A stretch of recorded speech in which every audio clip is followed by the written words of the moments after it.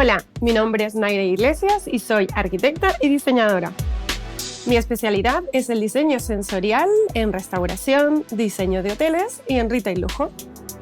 Actualmente dirijo un atelier de arquitectura que se llama In-Out Studio. Todos mis espacios son proyectos vibrantes, alegres y refinados, pero con un toque art déco contemporáneo. El interiorismo extrasensorial es una de las claves de éxito del diseño de un local. Vivimos condicionados por lo visual, por eso para crear algo que destaque en el mercado debemos profundizar en aquellos sentidos menos conocidos. Las texturas, los sonidos, los sabores y los olores potencian la percepción del espacio y crean experiencias que aunan emoción y pasión. En este curso de doméstica aprenderás a diseñar espacios utilizando y explotando todo lo que nos brindan nuestros sentidos. Como proyecto final diseñaremos un interior memorable que no va a dejar a nadie indiferente. Para ello te enseñaré qué es el diseño sensorial y cómo afecta a la experiencia del usuario. Veremos cómo generar esa experiencia a través del marketing sensorial.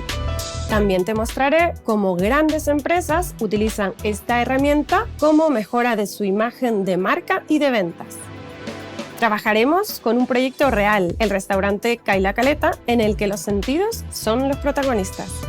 Te enseñaré cómo plasmar en un documento las decisiones de nuestro espacio. Aprenderemos sentido por sentido las diferentes opciones que puedes adoptar a la hora de diseñar tu espacio. Exploraremos la vista y sus colores y luces, el olfato y cómo crear aromas, el oído y todo el potencial de un hilo musical, además del gusto y el tacto. Para terminar, te mostraré cómo presentar tu proyecto.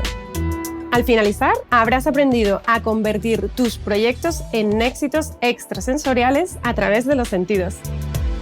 Para acompañarme no necesitas conocimientos previos, podrás sacarle partido sea cual sea tu experiencia.